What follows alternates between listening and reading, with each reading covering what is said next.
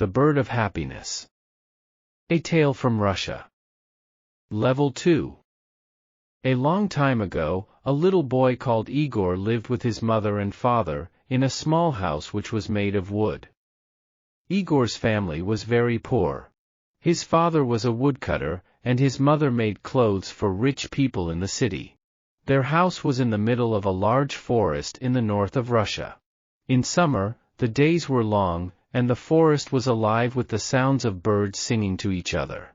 Igor's father taught him the names of the different birds, and the boy soon knew all their songs. But in winter, the days were very short, and there was deep snow everywhere. The forest became quiet because the birds left to spend the winter months in warmer countries. One winter, Igor became ill. His mother made special food and drink for him, but he only got worse.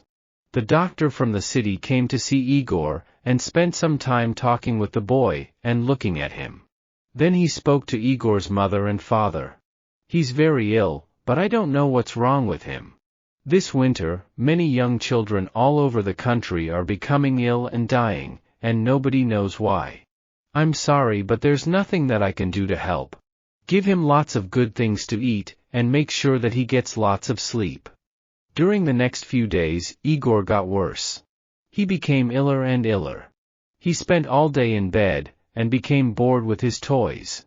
His father brought him little things from the forest to try to make him forget that he was ill, but he was not interested in anything. His face became white, and he didn't want to eat. Sometimes at night he had a fever, and then he dreamt that he was flying above the forest, looking at his family's little house far below him. One morning, after a very bad night, Igor woke up and found his father looking at him. "Is there anything that you want?" said his father. "Yes, there is, father," said Igor. "I miss the songs of the birds. Could you catch a bird and put it in a cage for me? If you put the cage above my bed, I can listen to the bird singing and remember the sounds of the forest." "Of course, little Igor," said his father, smiling. "I'll bring you your bird tomorrow." But he knew that, now it was winter, there were no birds in the forest. This was the only thing that his son wanted, and he could not give it to him. "Perhaps you could make him a bird out of wood," said Igor's mother. "You could use one of those little pieces of wood that we usually burn on the fire." It was a cold, snowy day, and the forest trees were hard to cut. But all day, while he was working, Igor's father thought about how to make his son a bird out of wood. "Of course, it'll never sing," he said to himself, "but perhaps if it's very beautiful, little Igor will like it just the same." After dinner that night, he started making the bird. The first few times that he tried were no good. The finished birds were all too fat and too heavy to fly. He put them one by one on the fire, and held his head in his hands. It was now the middle of the night, and outside more snow was falling. Then he suddenly said to himself, "I know.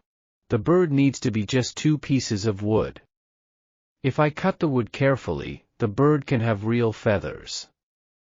First, he took a piece of wood for the head, body, and tail.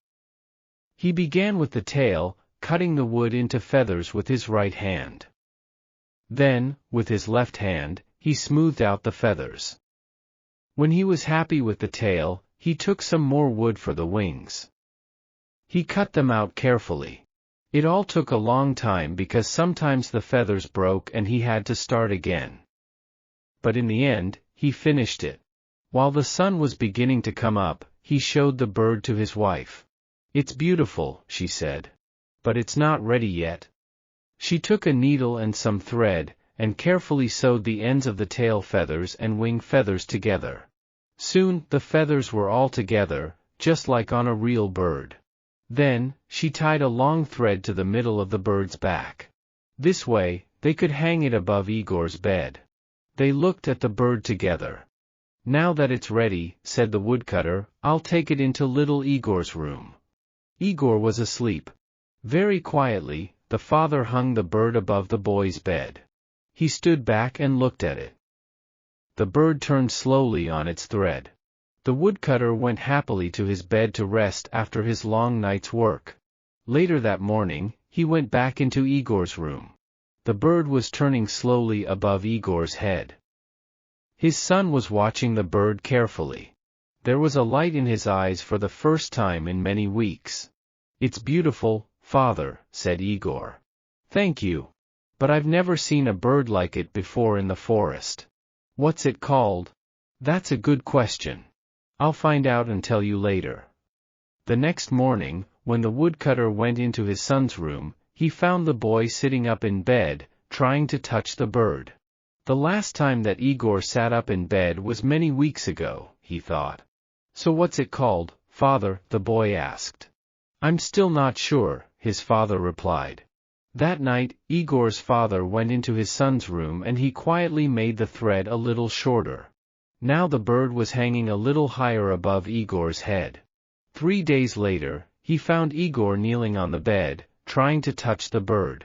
His hand was very near it. "Have you decided on the name of my bird, father?" Igor asked. "Not yet, my son. I'll tell you later," his father replied.